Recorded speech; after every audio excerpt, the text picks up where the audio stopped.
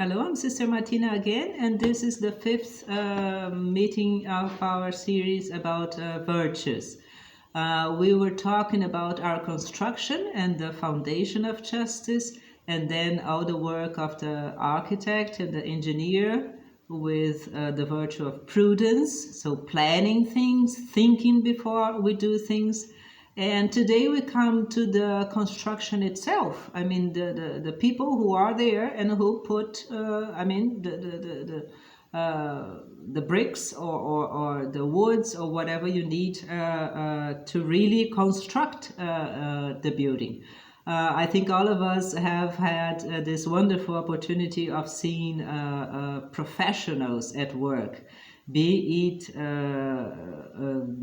an artist perhaps or a doctor or someone exactly who is doing technical work. It's like amazing. It looks like magic how perfectly the person knows how to do something out of experience and knowledge. Even someone who's cooking, this is for me, for example, a great experience. I have to cook here in my monastery sometimes, and it's also always a disaster, because even if the recipe is there and the ingredients are there, I lack somehow this experience and this talent for kitchen. And so sometimes it doesn't work.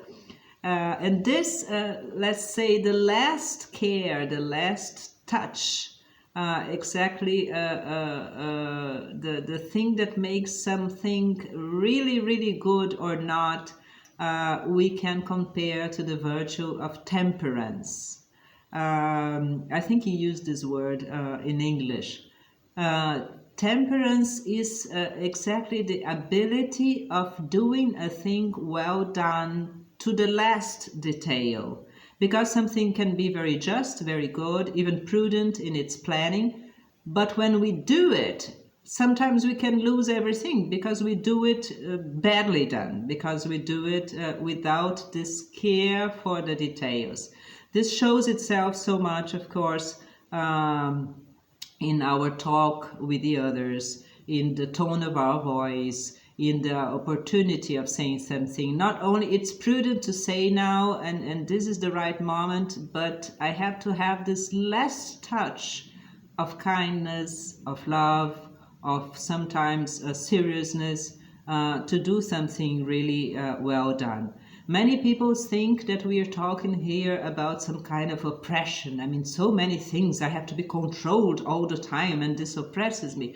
On the contrary, temperance is liberation, because a person who controls himself in this good, godly sense is a free person, is a stable person.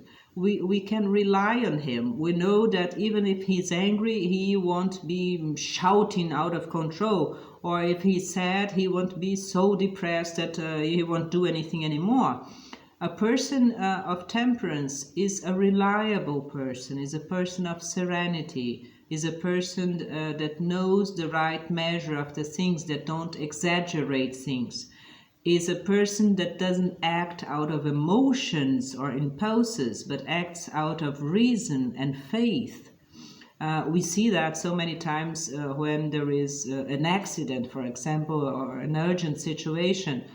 People that won't start screaming and crying, or they will do what they have to do at this moment. Of course, fear is there, anger is there, sadness is there, and we should not oppress these things. Many times when we are very sad, it's very good actually to weep. The tears help it. Or when we are angry, we should somehow see the justice of this anger and try to correct the situation. Jesus was also angry, was also sad. The problem is that we tend to, because of pride and selfishness, to put ourselves in the center of things, and then the sadness and anger becomes the center of things, while the center should always be God, should always be what is good. So anger remains there and sadness remains there. But we should look always to what is really important and really essential. So temperance has nothing to do with oppressing ourselves, but with directing our impulses in the right way, in the right direction to what is really good. And this is totally necessary for a good life, for a virtuous life. When temperance becomes really a Christian virtue under the light of faith, then it makes us, for example, joyful. It makes us peaceful. There is a saint who says, for the Christian, there is no such thing as tragedies, because tragedy means something that has no sense, that is similar to despair. And we Christians know that as much as a situation may be very, very hard and full of suffering, there is God. God is seen. God is there. If He's allowing it, in spite of all our efforts against it, there is a sense to that. So actually there are no tragedies. The worst crises are always a chance, like a step to go over, to grow, to go ahead, to correct things that should be corrected, and to find then new hope and new opportunities. Many things that happen in our lives seem sometimes at first sight an enormous catastrophe, and they are not. Afterwards we see that they are actually a blessing, that they have helped us in a sense that we did not even imagine they could help us. And so always look at life with these eyes of God. This is temperance, and this is makes us peaceful, joyful, calm, serene, even if the emotions are still there, of course. On the other side, temperance has nothing to do with stoicism. I mean, with being indifferent to things, closing myself in a kind of unemotional attitude, and everything doesn't matter to me anymore. No, we should be, St. Paul says, joyful with the joyful, sad with the sad. We should be able to feel things and feel them very deeply, only not making this feeling the center of things. The center of things is God, is faith, but the feelings are there. Let's cry with those who cry. Let's help those who need. Let's be joyful and sing and laugh when the moment tells us this is the time to do it. So temperance has to do with this strong, firm control of ourselves in a positive and free way. Not to do because people tell me to do something, not to let myself be determined by pressure, by propaganda, by anything. I have my conscience before God. I listen to the others. I ask for good advice. I ask for help. But I keep this stability and this freedom that comes from believing that God has created me, blesses me, helps me, and is waiting for me. This gives my life an enormous stability in face of all possible tragedies, problems, or what the world calls it. We see temperance also in this good piety. Being really religious or believing in God or having faith or being a devout person doesn't mean all the time praying in the sense of fear exactly. Oh, I'm always full of fear. No, it means really the serenity of believing with my mind, not with my emotions. The emotions can be there or not. It doesn't matter. I don't have to feel good when I pray. What piety implies is really believing that God exists, He is there, and He is seeing things. Jesus says that in the Gospels all the time. It doesn't matter, it doesn't help us to speak very much and repeat the same words and do things and come. He says, but doing things and really believing in a simple way. Even Saint Benedict, we are Benedictine, says, praying a long time doesn't make the prayer better. Of course not. You have to pray really sincerely, and it can be very short. It's a better prayer than just speaking and speaking without knowing what you're saying for a long time, as if God needed our many words.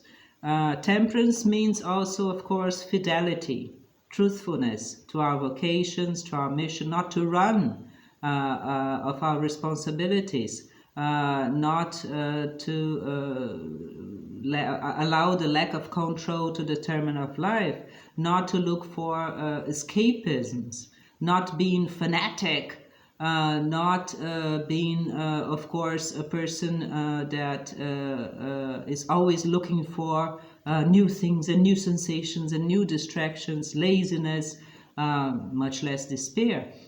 Temperance makes us firm, makes us do what we have to do now, no more, no less. We don't have to invent more problems than there are. We have to face the problems that are there, sincerely, truly, bravely. And of course, we can have the joys that God gives us each day to counterbalance balance our problems. We see also temperance in this in the thing of how easily and quickly in a time of crisis, in a time of trouble, we lose confidence in God, and because of that we lose confidence in ourselves. We become insecure.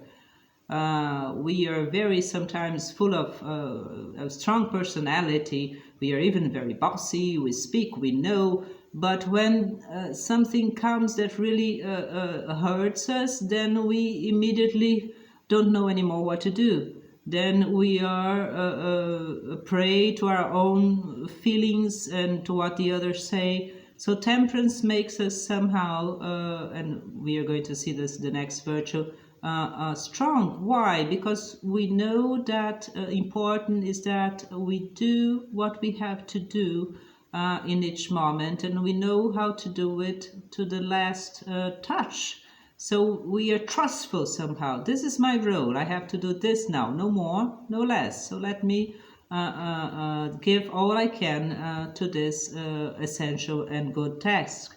Without being rude, without being too friendly and too enthusiastic, but just being sincere and really putting the best that we can, like an artist, in the details of what we have to do.